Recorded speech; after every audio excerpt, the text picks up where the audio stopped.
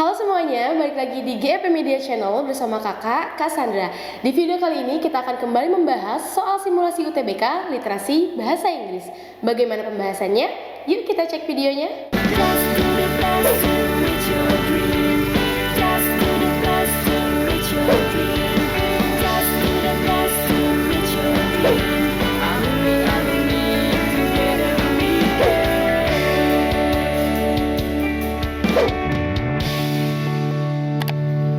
Kapan lagi kamu bisa ikutan tryout UTBK gratis di GP Media? Kalau bukan sekarang, ikuti syaratnya dan kirim bukti screenshot di gpmedia.id ya, jangan sampai ketinggalan. Buat kalian yang lagi cari tryout SNMPT dan ujian mandiri untuk masuk PTN, kita punya solusinya. GEP Media menyediakan tryout SNMPT dan ujian mandiri untuk beberapa PTN ternama di Indonesia. Mulai dari harga 10.000, kalian sudah dapat ribuan soal prediksi, video pembahasan, dan ada kelas online juga loh. Yuk daftar sekarang! Oke, kita lihat soalnya di sini ya. From this passage, we can imply that bla bla bla. Dari bacaan ini kita dapat melihat ya pesan tersirat dari bacaan ini itu apa gitu ya. Kita lihat kalau ada pertanyaan seperti ini, kita harus cek ya kalimat utama dari tiap-tiap paragraf. Dan kita fokusnya sekarang di paragraf pertama dan paragraf kedua ya.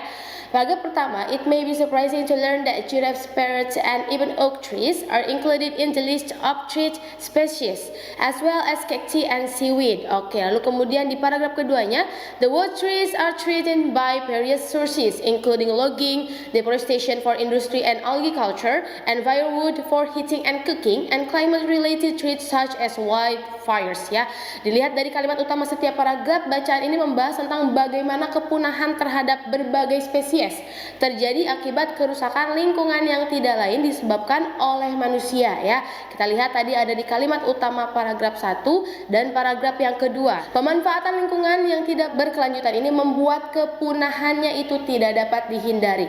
Oleh karena itu, jawaban yang paling tepat yang berkaitan dengan kepunahan yang tidak dapat dihindari adalah opsi jawaban yang C ya. Kalau yang A, no tree is not extinct, ini berkaitan dengan pohon, ini kurang tepat ya. Lalu kemudian yang B, sustainable use cost more than industrial fields, atau penggunaan dana yang berkelanjutan, ini tidak tepat juga ya. Lalu kemudian yang D, human interact causes the loss and damage of the population, ini juga kurang tepat ya. Yang I, human has no chance to save threat species, ini pun kurang tepat walaupun berkaitan dengan kepunahan ya.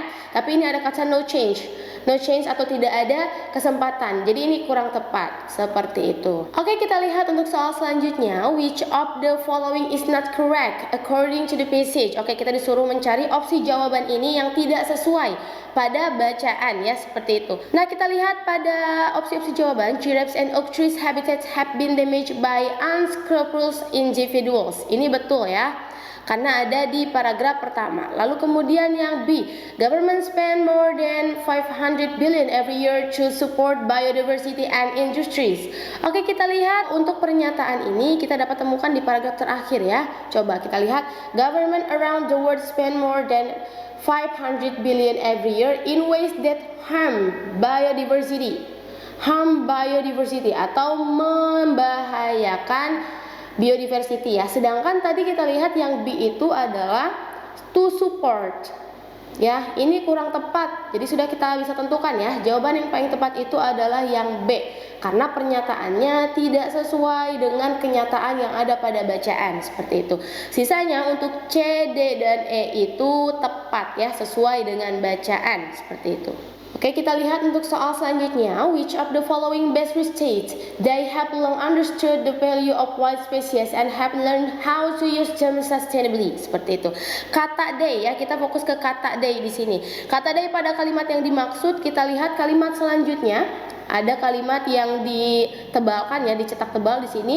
The report illustrates the importance of indigenous people being able to secure tenure rights over their lands, as they have long understood the value of wild species and have learned how to use them sustainably. Oke, nah kata they ini dia merujuk atau menunjukkan kata dari indigenous people ya di kalimat sebelumnya. Nah, kalimat yang dimaksud ini berarti mereka telah lama memahami nilai dari spesies liar dan telah belajar bagaimana menggunakannya secara berkelanjutan. Oke, jadi kalimat yang paling tepat untuk menyatakan kembali pada bacaan dalam pertanyaan ini adalah Masyarakat adat memiliki nilai atau cara adat untuk melestarikan alam. Oleh karena itu, jawaban yang paling tepat yang sesuai pernyataan yang dapat diungkapkan kembali adalah opsi jawaban yang C ya, bahwa masyarakat adat memiliki nilai atau cara atau adat untuk melestarikan alam ya, preserve nature seperti itu. Oke teman-teman, di sini ada soal pertanyaan untuk kalian. Coba kalian jawab dan jangan lupa kalian spill jawaban terbaik kalian di kolom komentar. Sekian untuk video kali ini. See you in the next video. Bye.